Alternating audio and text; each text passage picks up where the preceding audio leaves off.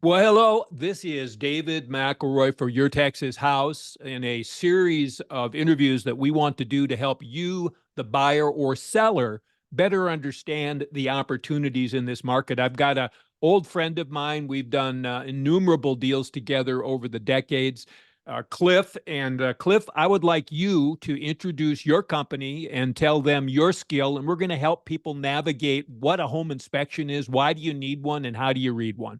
Oh, wow. Okay. Yeah, I'm a home inspector. I have been in the business for, well, last December it was 26 years. So Wow. I've started my 27th years. I've inspected thousands and thousands of homes right here in the Dallas and Fort Worth area. And I finally found my niche. This is what I think I was meant to do. I just love what I do. So Do you um, have to have the mind of an engineer where you look at a home as a task to solve, or uh, how? What's your thinking when you look at a home?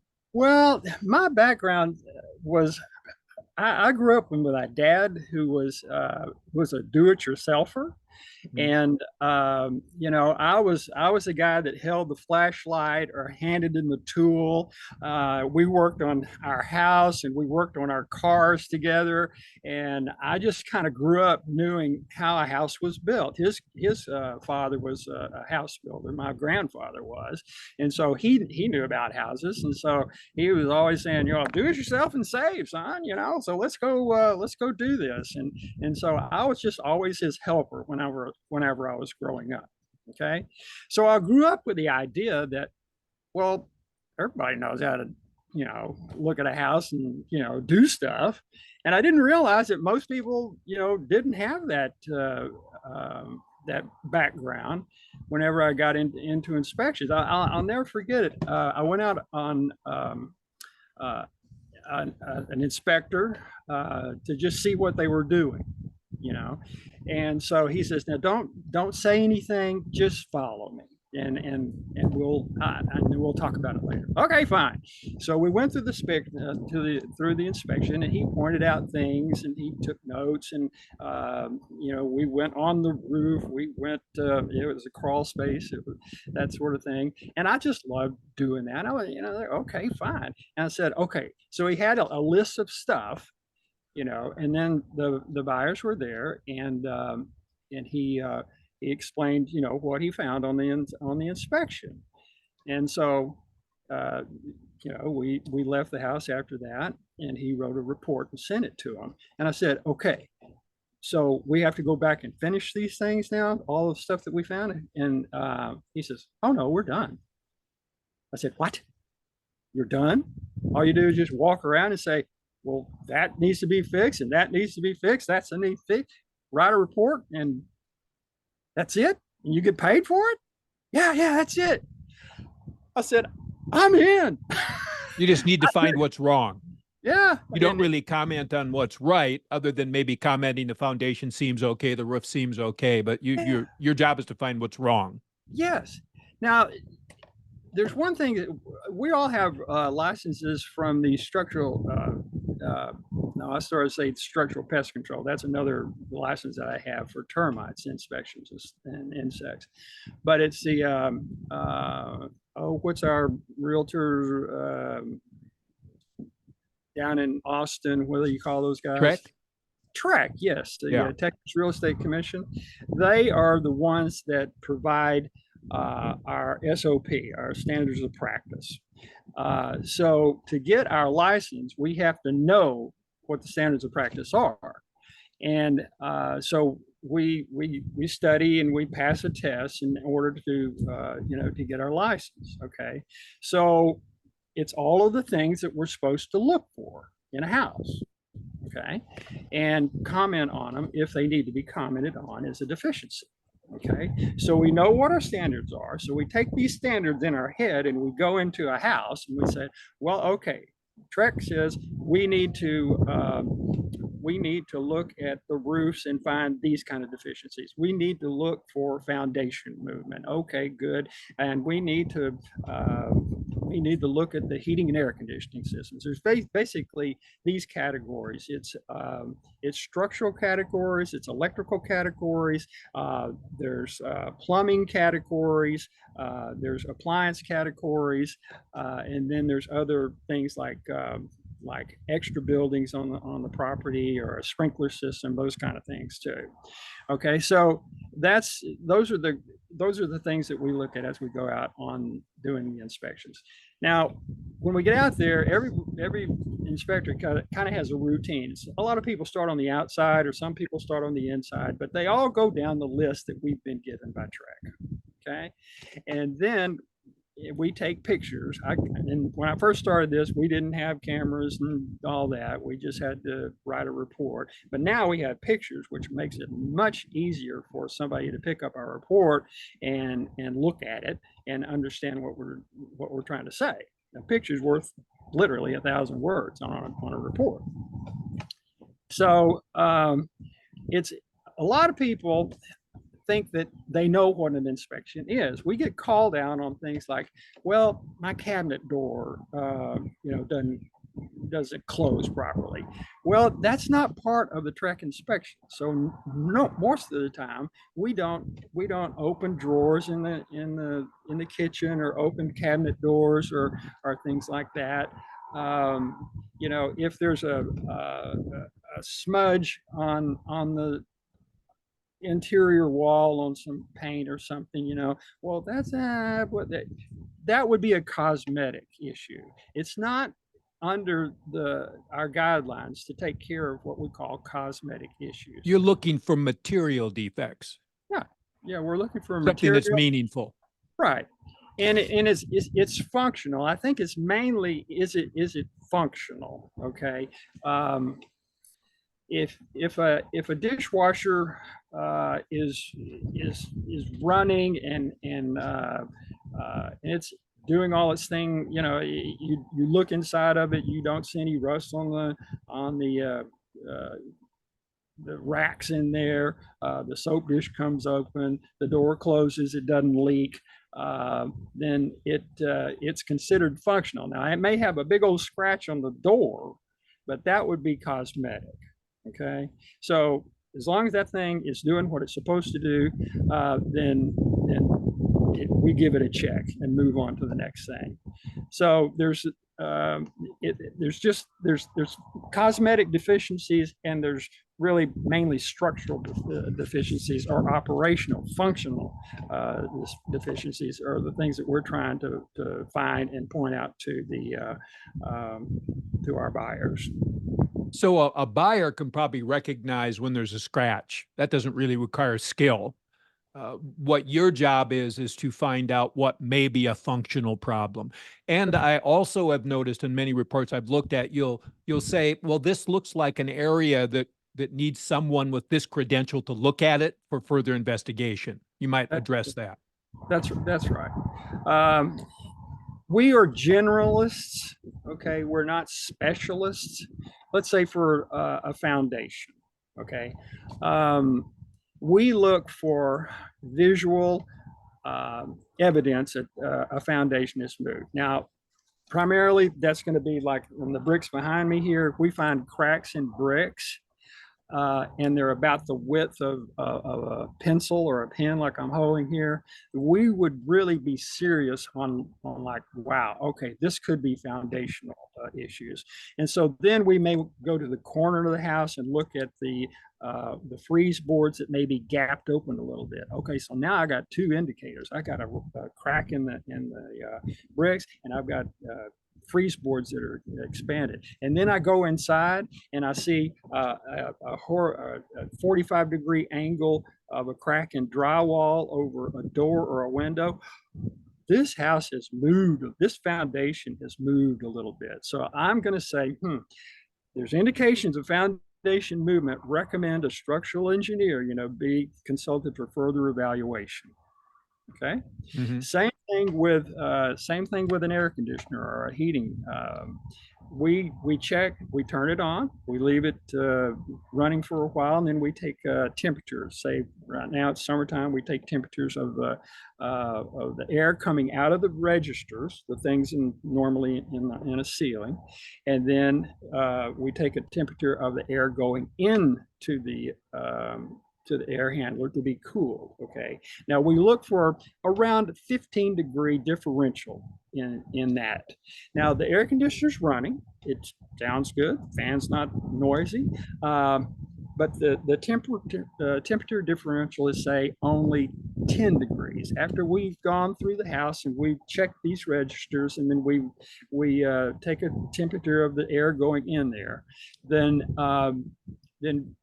we say, well, it's only 10 degrees. So in our like TREC standards here, we would say this air conditioning is not cooling as well as it should. Okay, so we're going to recommend an AC guy come out and take a look at this and more to find out why it's not cooling what the way it's supposed to be. Maybe usually, it just needs like a Freon charge or whatever they use yes, to cool it now, or maybe exactly. something's failing. Yes, that's correct. That's correct. And so that's another technician that we would have to come out on that.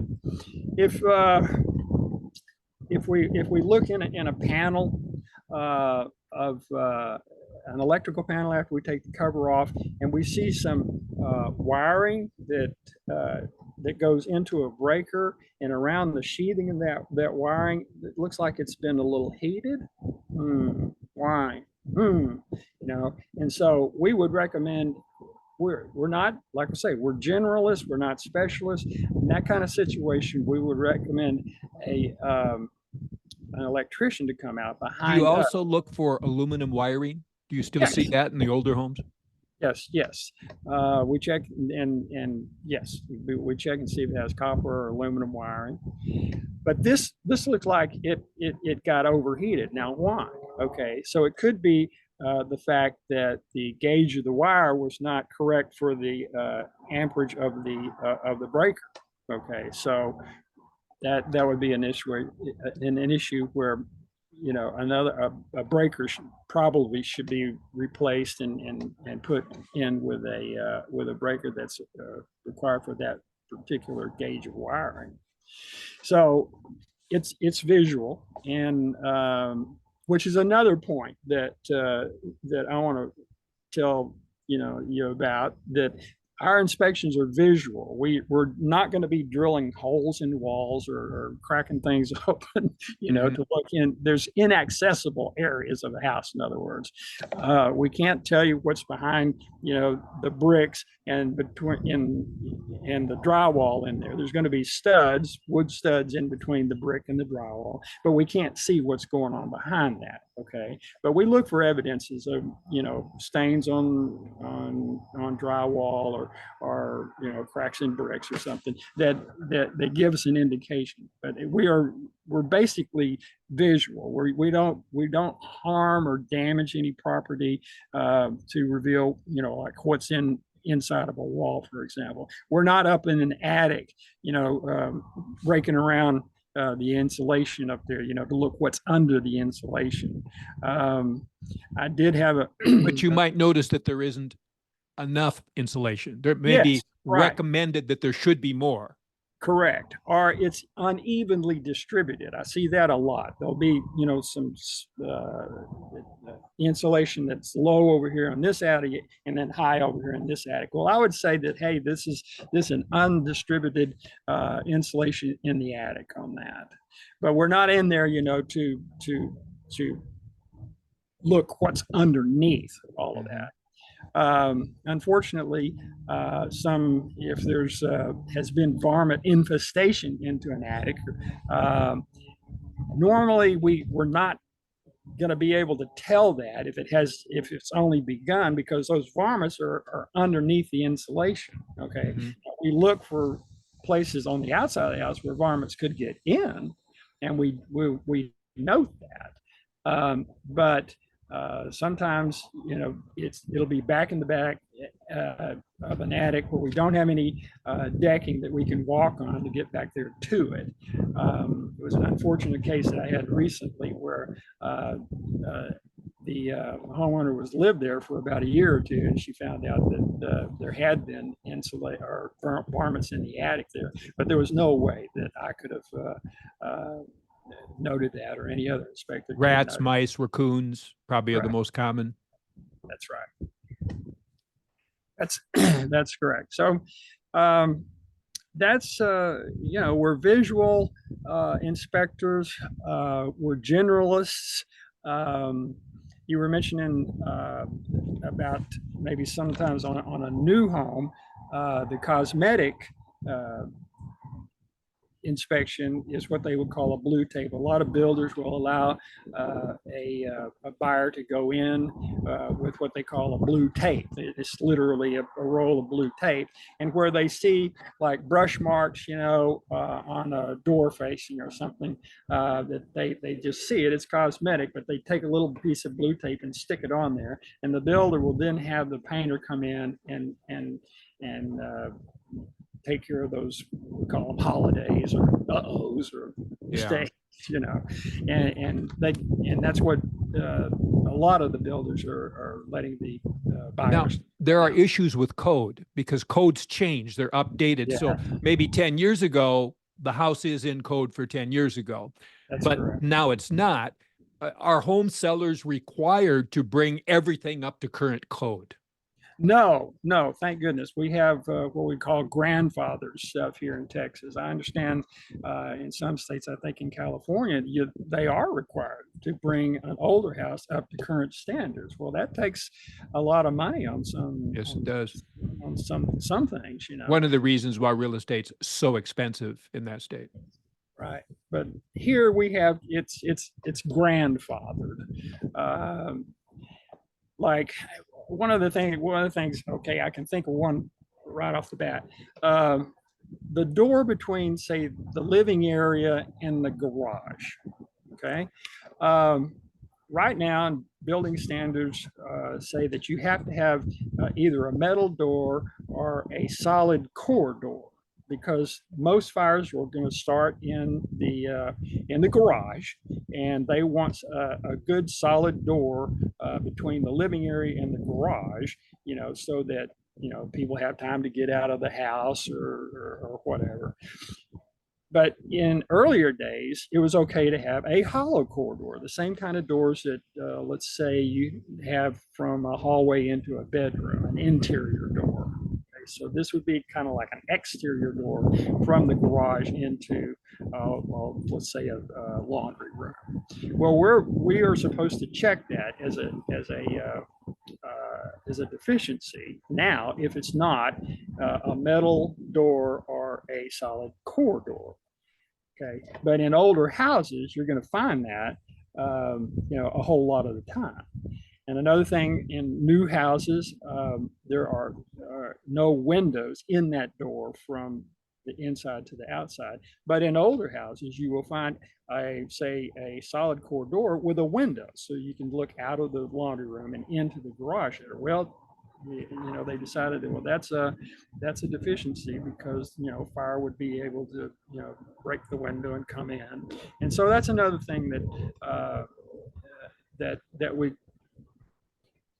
note and put on our reports. But most of the time, the people will move in there, and it's at their discretion as to whether they want to change the door. I noticed a lot of reports in older homes. There's supposed to be on switches that causes them to disengage automatically, that you don't find in older homes but are in newer homes, and you can reset them. What is that particular trip called? Is it called a trip? Electrical? In bathrooms, particularly, in kitchens, particularly. Those are ground fault circuit interrupters. There we go. Yeah. GFCIs. It has a test and a reset button on there, and that's yes. Older houses were not required, and newer houses have them all over the place. They have really gone crazy.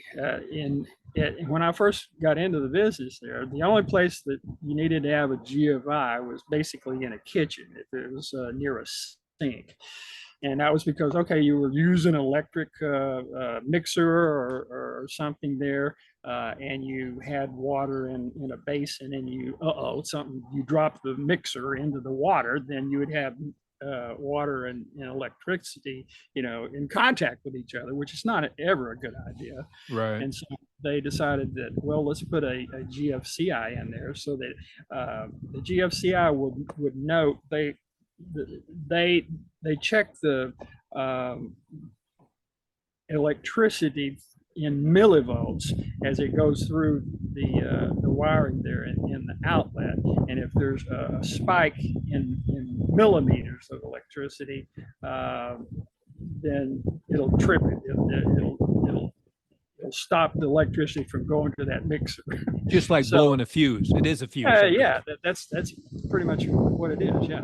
And so it first started in kitchens, and then they said, well, we need some in the bathrooms, because that's where you have electricity in there for hair dryers and stuff, and it's close to water, and so we need them in bathrooms. And then they said, well, what about outside? It rains, and if you have a outlet on your patio, well, that needs to be GFI'd. So all of this has come, Sure.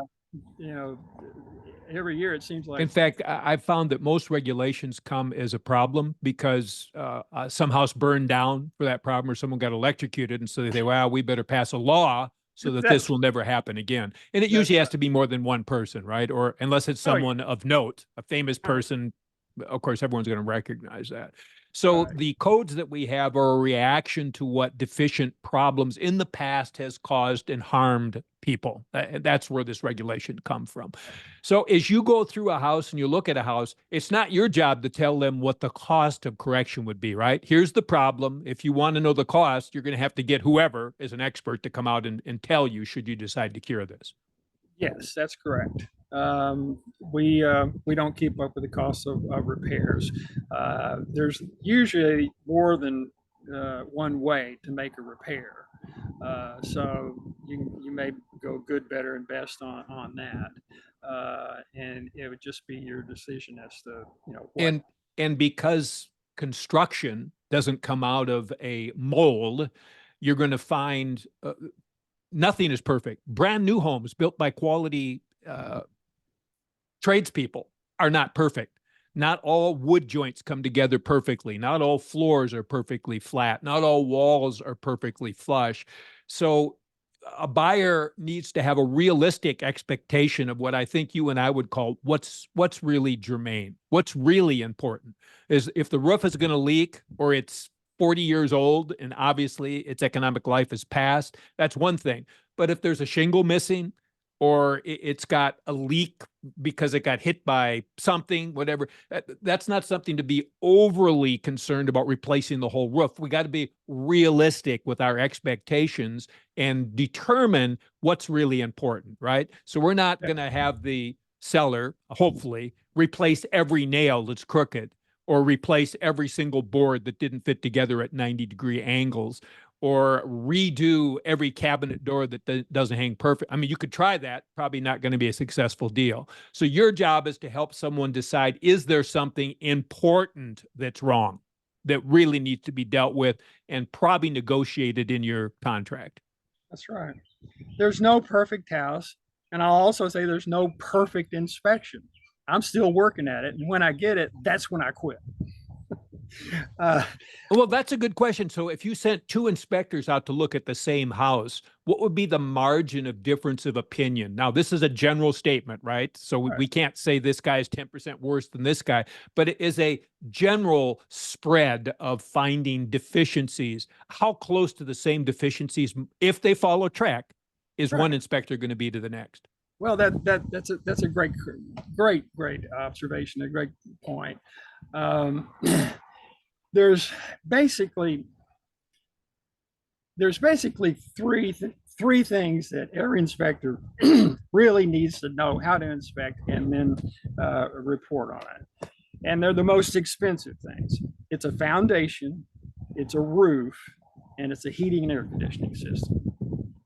Those are the three most important things that you want to have a really good feel for. Is this thing working or is it not? Now, Most inspectors would come out and that's what we're going to be focusing on.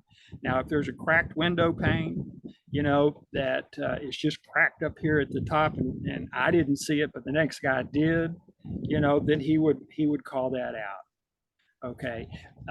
If there's a door that doesn't latch on a closet, we check the doors and make sure that they latch. You know, there may have been, you know, stuff in the closet that really, you know, couldn't really get in there and it fully close the door. I've seen closets that are just bulging with stuff, so we really couldn't close that door. But another inspector that would come in there, say on another day, he could close it. Okay, so I would put it on I could not, you know, latch it because there was so much stuff in the closet.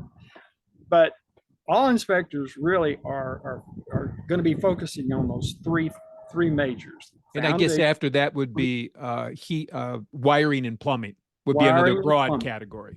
That's correct. That's correct. Or at least what you can see without digging holes in the walls.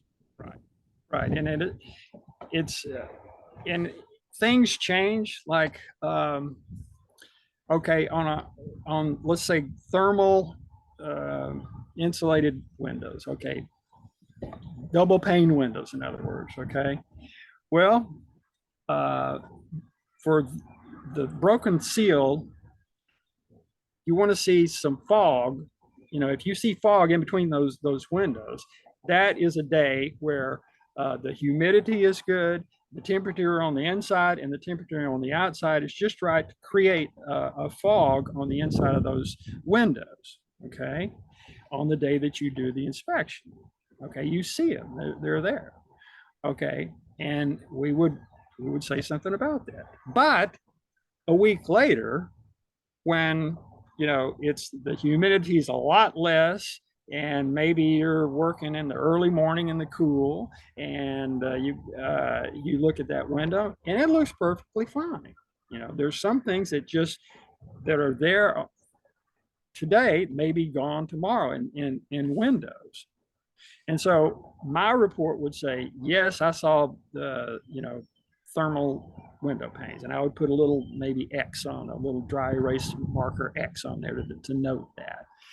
Now, when somebody comes back to see that in a couple of days, it may look just fine. It's a perfectly clear window. You can see outside it, no fog on it. Okay, so those variances. Those are variances. Okay, so but you know, on your roof, you know, if it's an older roof, it's had granular loss or wind damage shingles up there, they're going to be there, you know, for somebody to come by and look at a later time. Okay? And if there hasn't been damage from hail, what's roof life? Is it like 30 years, something like that? If it hasn't gone through hailstorms, or is that affected maybe by how much heat there is? Isn't heat harder on, oh, maybe even in an area where there's snow, that gets up underneath the shingles. So weather is going to have a huge impact on the longevity of a roof. Is that correct? Yeah. Yes, that's true. A lot of shingles are rated for their, you know, for their life expectancy, either, you know, 30, 40, you know, maybe even 50 year, you know, from the shingle manufacturer. They're going to say that you can have this on your roof for, say, 30 years, you know, and it should be, you know, good for 30 years. But around here in the North Texas area, you know, we have so many hailstorms that there's hardly any span of time that we don't have a hailstorm between, you know, 30 years or during 30 years. And so most shingles get knocked out by a hailstorm here in the North Texas area because we just have so much hail. Yeah, I'll go through some older neighborhoods, and they're old houses, but you can look down the road, every single house has a new roof. Obviously, there's been a storm through there in some recent time. Right. That's exactly right. Yeah. So if you were a home buyer in this market, and what we're recommending to our first-time home buyers that got outbid 20 times in a row and gave up last time, is that they look at homes that have been in the market 90 or 120 days now. Now there's fewer buyers, so there's a little less competition there used to be, but still frontline ready homes go pretty quick to the top bidders. So what we are suggesting is you look at those homes that have been overpriced, 90, 120 days on the market, and now there's two kinds of sellers. One, if they can't get more than it's worth, they're not selling. So you remove them. But what's left are sellers that had an unrealistic expectation, but the basics bones of the house are good, but it's a bit outdated.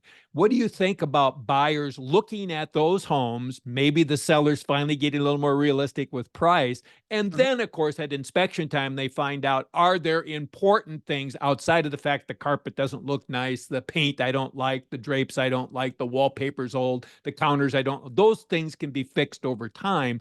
But the things you would help them find out is what can be fixed, but would be expensive to do. Yeah, that's pretty much the way I look at it. Yeah, you want those three, the foundation, the roof, and the heating and air conditioning systems, and then after that maybe a water heater. Okay. Yeah, those have gone up in replacement cost, haven't they? Yes, and I make a point of always checking the data labels on water heaters and then air conditioners to find out, when the manufacturer date is. And usually for a water heater, it's usually about 12 to 15 years, and pretty much the same thing for an air conditioner. Those are the kind of the relative lives. Now, if you maintain them really well, during the time that you have them, they can last a lot longer than that. But sometimes if they're not maintained over the span of years, then they may conk out before the normal time. That they And in be. your tests, you're going to notice that there seems to be deficiencies. You might not know what is specifically calling for that deficiency, and you would suggest, hey, you need a pro to look at this. We're seeing some deficiencies here. Right. We don't claim to know whether it should or shouldn't be replaced or repaired. Mhm. We recommend you bring in someone that can give you that disposition. Yeah, right. So an older home, it's basically cosmetics, like you say, carpet, wallpaper, paint, colors that were used back in the day the house was built.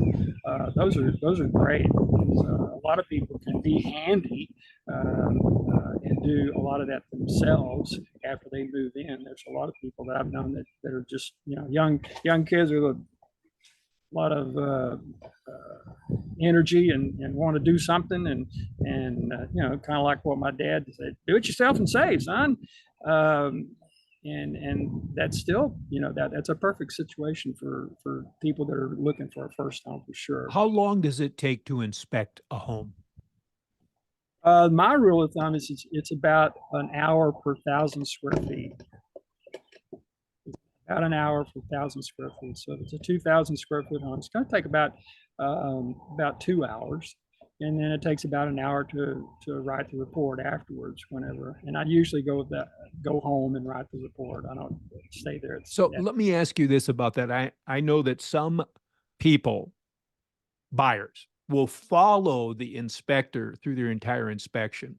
Mhm. And that to me seems like you're having your car worked on and you're going to go get a chair and watch the mechanic work on your car. That's what it seems like to me. I would rather not do it because I don't even know what I'm looking at, right? I couldn't even tell you what it is they're doing while they're working. So Right. you've probably seen both. Do you think it's necessary for a buyer to follow you through the inspection? Unless they're an engineer or have special knowledge, then maybe they could inspect it themselves. I don't know. How helpful is it for them to be following you around inside the house? Well, I think it's boring.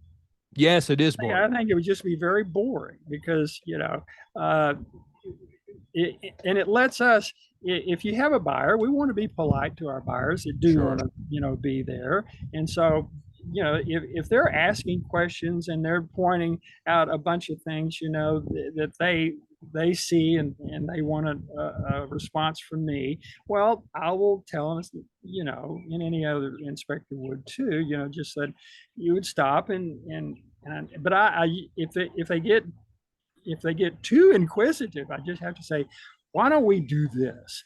Why don't I do my inspection, and then I will tell you what I've found, and we'll go over what's going to be on the report. And then if you have any other things than need, when you're basically doing your inspection, we'll talk about those too. Okay. So that way we'll have time. Every inspection. And you will recommend when they need to have somebody with a deeper knowledge and a specialty. You'll recommend that to them. Exactly.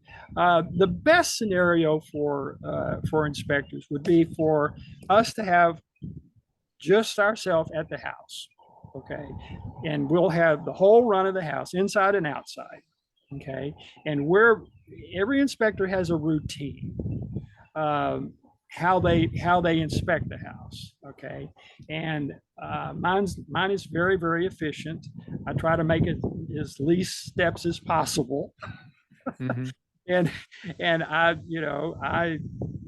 usually do the outside first and get that all done. Then I do the garage, and because that's where your sprinkler systems are, and that's usually where your water heaters are. And so get all of that done. And then I'll go inside and do the inside part of the inspection.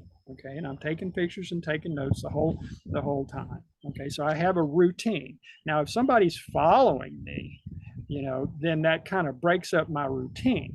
And so it's just, it flows better from my point of view if I could just have the whole house to myself, do the inspection, give you what I saw, and then if you have further questions about the house, and then ask me, and we can go look and see what I've inspected. If you want to go outside, usually the report, going over the reports in the kitchen, and so if I have outside issues that I have on that's going to be on the report, we'll walk outside and I'll show them that crack, or I'll show them whatever the wood rot on the soffit up there, and or wherever it is, and I'll see them.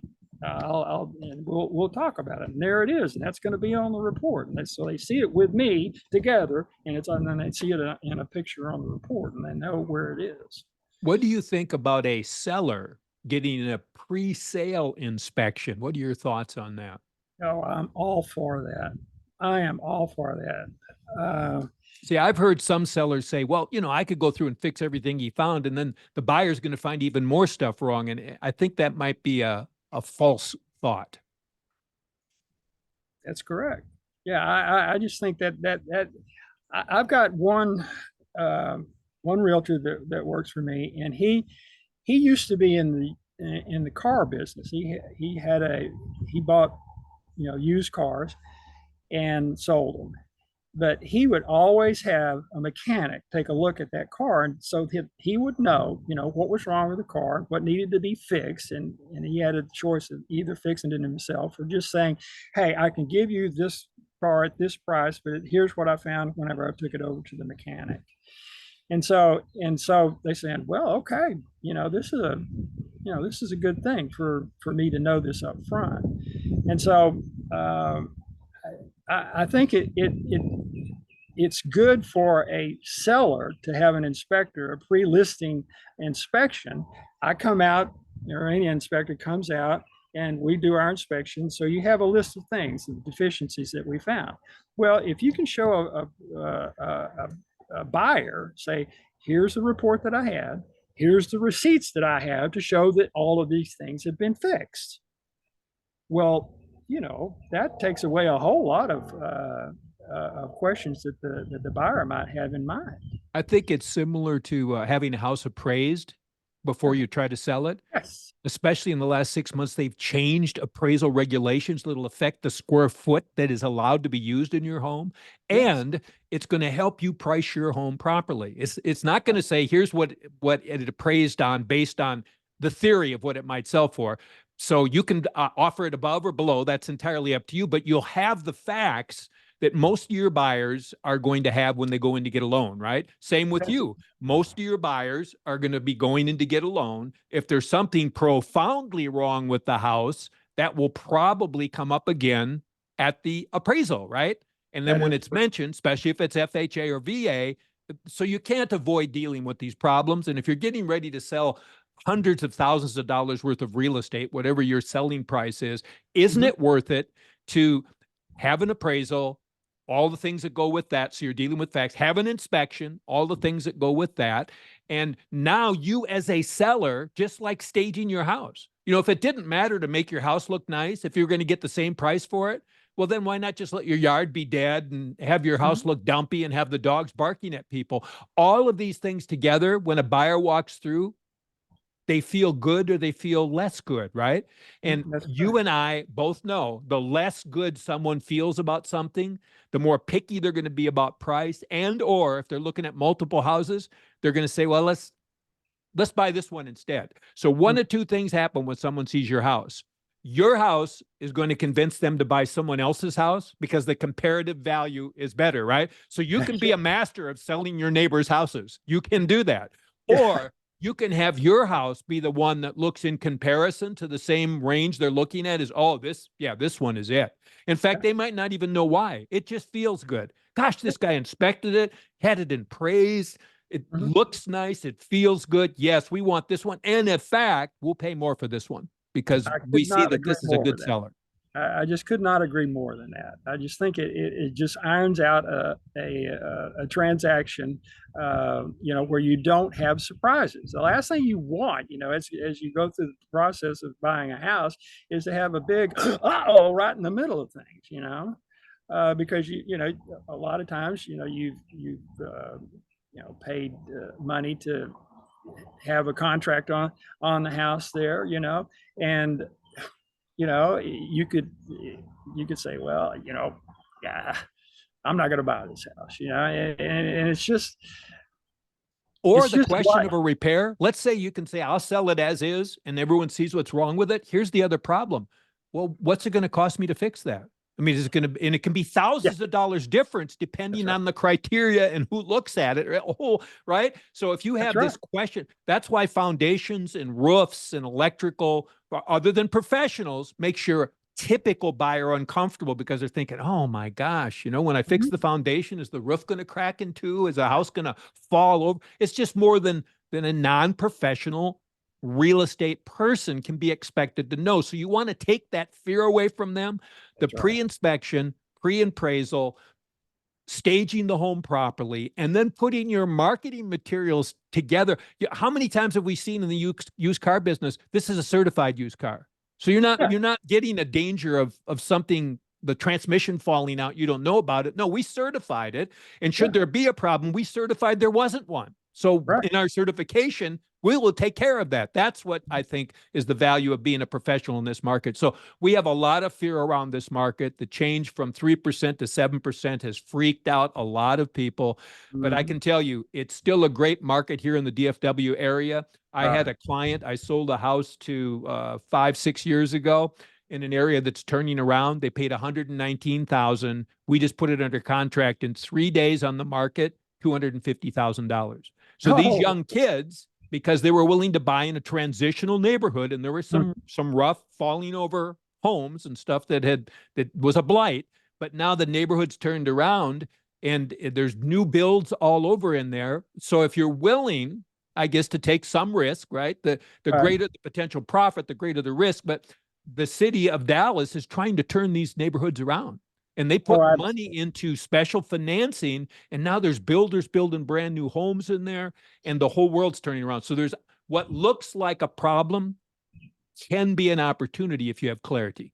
Yes, I agree with that. And I've worked in this market, you know, for I say like 26 years. You've I don't. seen every market there is. Yes, but you know, there are so many people coming into this market now. I mean, people, you know, from other states that are coming here, and it is just, and like you say, I just I did a house not too long ago in one of those transitioning neighborhoods, you know, and it was a beautiful house. It was, you know, brand new house where they had an old house and they scraped it off of the lot and then they built a new one.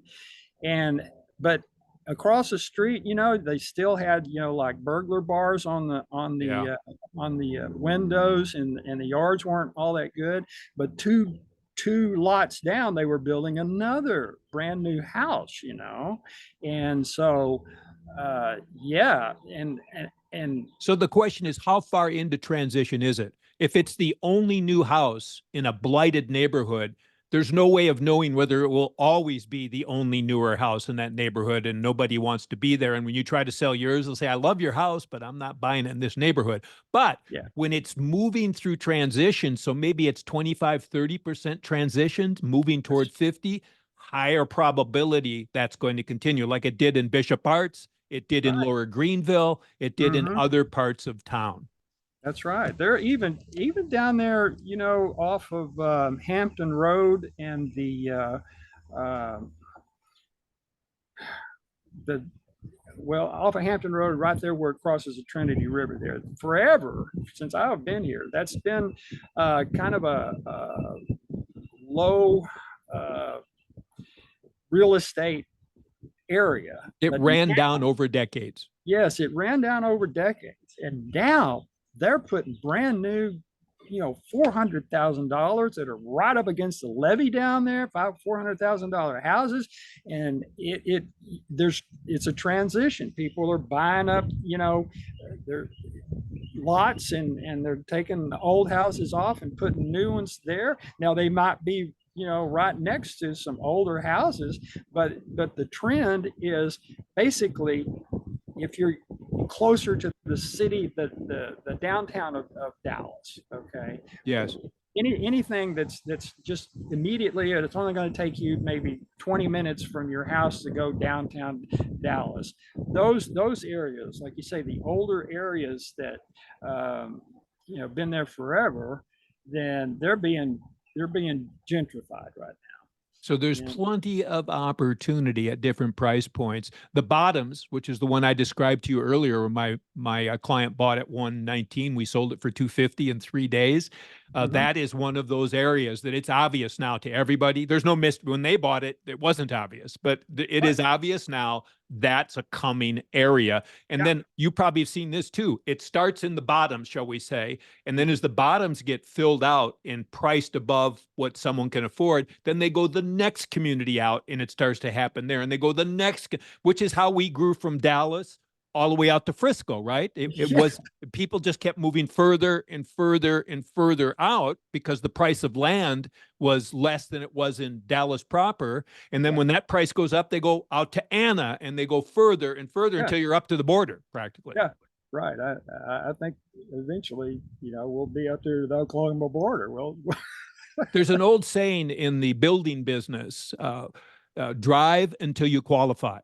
So you start in the central city where you can't afford it, and you keep driving north, south, east, or west until you can buy a house you like and get Yeah. approved for the loan. yeah, yeah. But So I it's- tell you, and this, if you go all the way around, the Dallas and Fort Worth, there's builders out there that are buying, acres and acres of land that, and subdivisions are just going up, right and left. And of course, the beauty of that, when a builder buys an entire area, you've already got your transition. They're going nowhere. They'll spend what they needed to turn it around. The challenge is in the older neighborhoods where it's not a major developer, but individual builders. In fact, I was talking to a builder friend of mine, and he said he was thinking of going into an old neighborhood with a half a dozen independent builders and Yeah. have all of them start 2 specs at once. So now you've got 25 homes in a relatively small area, and people look and say, oh, okay, even though this one's fallen over here, I can see this is going to be a safe place to live. Absolutely. Yeah. Yeah. So if you were going to leave closing comments for consideration for someone looking at buying or selling, because we already said an inspection is material for either of those cases. Unfortunately, most sellers don't think to spend what do inspections cost now? What's the whole range of what a cost might be? It's, well, my inspection average is about $400. Okay, so to spend $400 for an inspection, to be prepared to deal with something on a house that you're selling that easily costs more than $200,000 most places. It's hard to find. Maybe a condo, you can get under that, but it's pretty hard to find a home in a neighborhood where you wouldn't get shot going in that's under $200,000, right? Now, Yeah.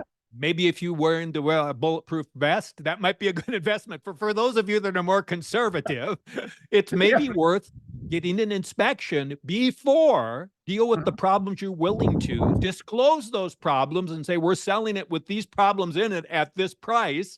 Right. If that doesn't work for you, assuming it appraises, we'd be glad to raise the price a little bit and solve those problems. Also, one last comment I'll make, it's usually better for a seller to give a buyer a cash credit to do corrective things as long as it doesn't affect the mortgage than it is to correct those things themselves, because now you got the buyer coming back in and saying, no, this isn't really what I wanted. Or I've had cases where several years later, the buyer came back to the seller and said, you cheated me.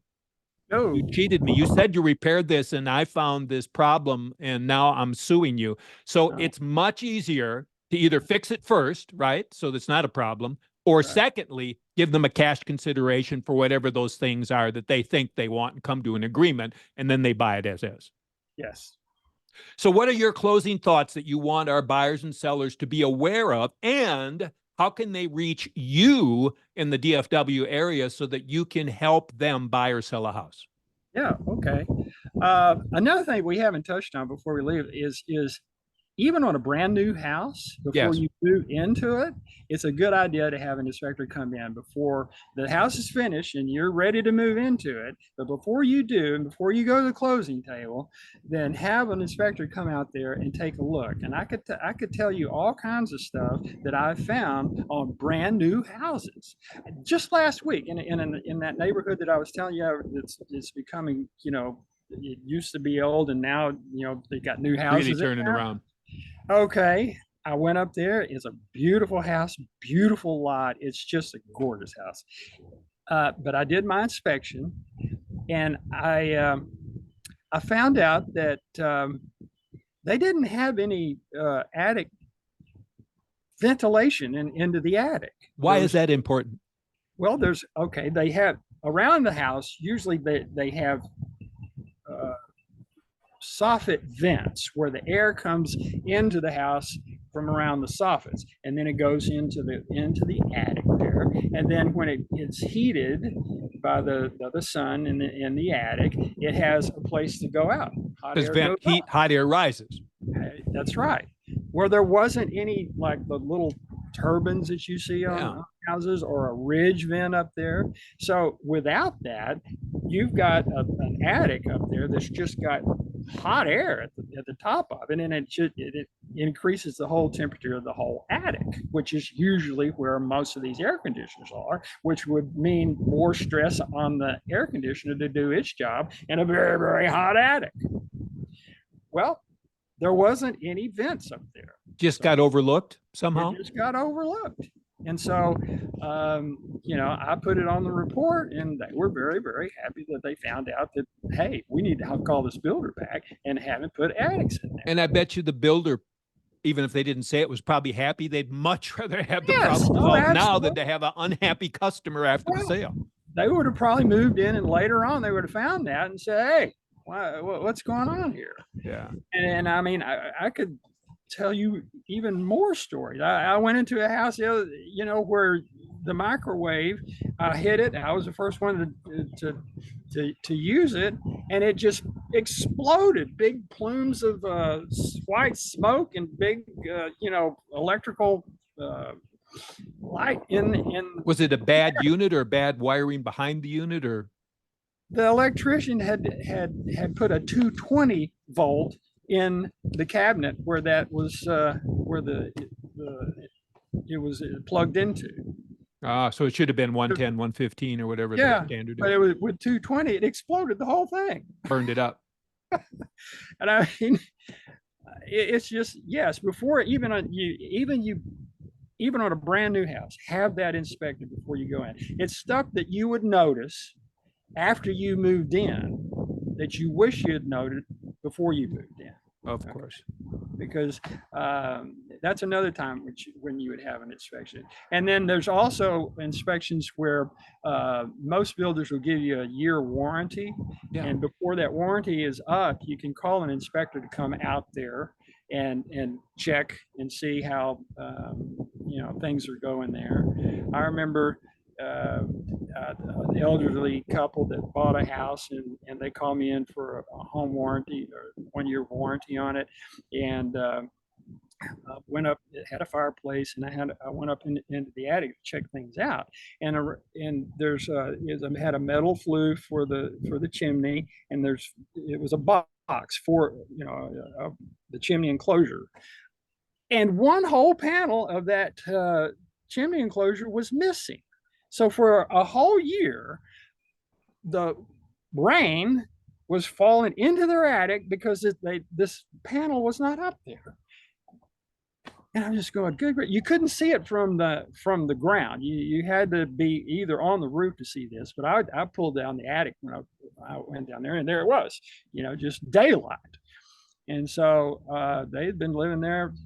Fortunately, there wasn't enough rain to where it went down through the attic insulation and down to the ceiling, where they could see a stain on their ceiling and hadn't scratched their head and wonder what's going on there. But there's all kinds of things that, those are another points where you would want to have an inspector come out, is like before you move in, and then before that 1 year warranty is up, you could have an inspector come out and see what's going on for you. So it's important to know. It's like you don't want to go to the doctor and find out you're sick, but heaven forbid if you don't go to the doctor and you find out when it's too late, right? So with the house, you find out when it would have been a curative issue that was relatively inexpensive. Now it's very expensive. Yeah. Yeah. So how can you be reached? I'm sure people want to be using you. Well, our website is under construction now. So, but we've got just kind of. And I'll put the address down below, so when it's done, they'll be able to find it. It's well, the address is hisdfw.com. It's HIS for Home Inspection Solutions, DallasFortWorth.com. Home Inspection Solutions is our name. Okay. And our website is hisdfw.com. And our phone number is 214-448-9572. Now that will reach my wife, who is my scheduler. Mm-hmm. We're just a husband and wife inspector team. Did she have you inspected before she married you? Was she wise enough to do that? Well, we grew up together. Or did she find your defects after you were married? Well, we've known each other since high school, so she knew me then, and she knew me when we finally got married. I got it. Some years later. I got it. Well, this has been wonderful. I really appreciate you having taken the time to do this. I'm sure our audience will appreciate it. Hey, guys, you find us on YouTube. Please give us a thumbs up. Please subscribe. Please, I can recommend Cliff. I've used him for decades. He's helped me with many, many real estate deals. If you're a seller, I do recommend you get an inspection before you sell. If you're a buyer, get that inspection so that you know what you're dealing with, so that they're curative issues that maybe you accept the house as is, but you can do some minor things to prevent major things. And then we can also give you a reservoir of people that specialize in foundations and roofs and heating and air conditioning. So in this market, those that are educated make wise decisions, because real estate, although you need a place to live, it is an investment if you do it properly. Thank you so much for your time today. I appreciate you, and we'll be back in touch again. And as our new platform grows, I'd love you to come on to our private Facebook group that we're launching soon, and you can be a guest on there and answer questions for the buyers and take the fear out of home buying. That's great, Dave. I've enjoyed this conversation so much. Thank you for having me on. I really appreciate it. My pleasure.